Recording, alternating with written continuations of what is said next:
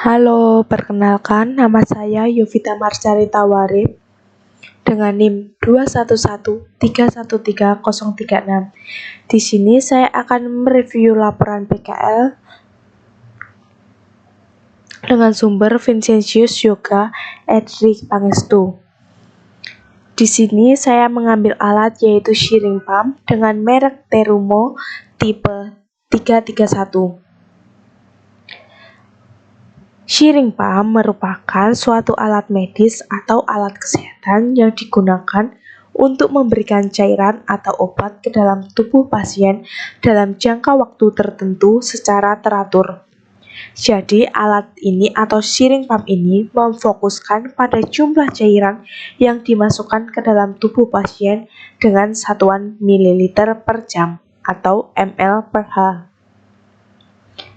Prinsip kerja dari shearing pump adalah motor akan berputar untuk menggerakkan speed merespon sinyal yang diberikan oleh rangkaian pengendali motor, dan putaran motor itu sendiri akan dideteksi oleh rangkaian pendeteksi yaitu RPM. Sinyal yang didapat dari pendeteksi RPM akan dibandingkan dengan sinyal referensi, di mana hasil dari pembandingan tersebut akan meredakan ketidakstabilan motor. Motor akan mengurangi lajunya jika perputarannya terlalu cepat dan sebaliknya akan menambah kecepatan jika perputarannya terlalu pelan sehingga didapatkan putaran motor yang stabil. Sehingga output yang dikeluarkan sesuai dengan settingan alat.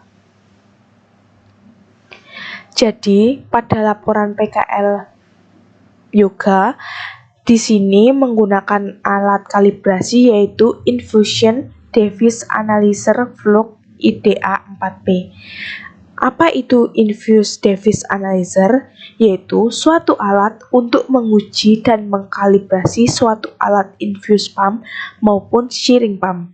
Alat ini dapat mengukur flow, volume, dan occlusion pressure yang dihasilkan suatu alat. Prosedur kalibrasi shearing pump pada alat menggunakan IDA atau yaitu kita pertama menyiapkan shearing pump dan IDA, lalu memasang selang pada input dan output pada shearing pump dan IDA, lalu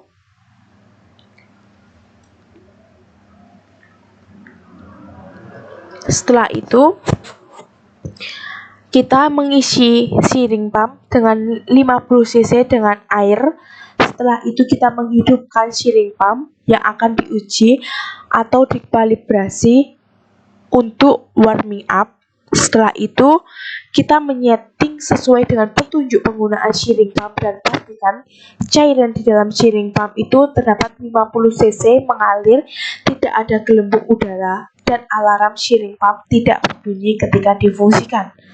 Lalu kita mengkoneksikan IDA, dan mengoperasikan IDA, mengkoneksikan shearing pump ke input IDA. Setelah itu kita mengukur pengukuran setting laju aliran flow rate dengan ukuran 10 mPh, 50 mPh, dan 100 mHz dengan masing-masing total volumenya yaitu 100 mPh. Setelah itu kita akan menekan tombol start untuk pada shearing pump dan infused device analyzer untuk memulai proses kalibrasi atau rate. Setelah itu kita menunjukkan hasil kestabilan dengan cara hasilnya akan mengeluarkan mode grafik, dapat dilihat dengan mode grafik.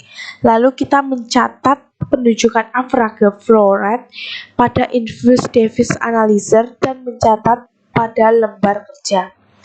Setelah itu kita mengambil pengujian dengan cara mengambil 2-6 kali, dilakukan secara berurutan setelah nilai average flow rate berubah dengan interval waktu tertentu untuk tiap datanya.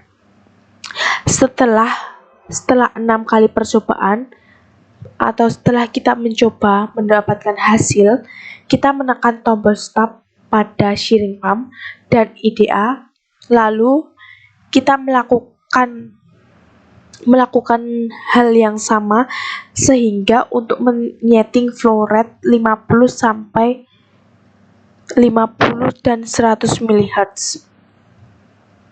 Lalu pada ujian kemampatan atau occlusion yang pertama yaitu menyeting laju aliran atau flow rate 100 mHz, lalu memposisikan IDA dalam ukuran occlusion, lalu menekan tombol start pada IDA dan SP untuk pengujian kemampatan.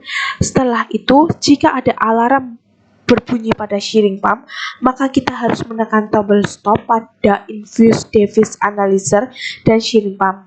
Lalu kita mencatat hasil occlusion atau teks maksimal yang terbaca pada infused device analyzer. Lalu kita melakukan langkah 1-5 kali, lalu kita melakukan sampai 5 kali agar data kita maksimal. Jadi kesimpulan yang dapat saya ambil yaitu bahwa kalibrasi shearing pump dapat dilakukan dengan alat infused device analyzer. Tetapi IDA atau infused device analyzer juga bisa kita gunakan untuk mengkalibrasi infusion pump. Lalu pada laporan ini kita lihat sudah sesuai dengan metode kalibrasi yang dilakukan, jadi hasilnya akan akurat. Sekian presentasi dari saya, terima kasih.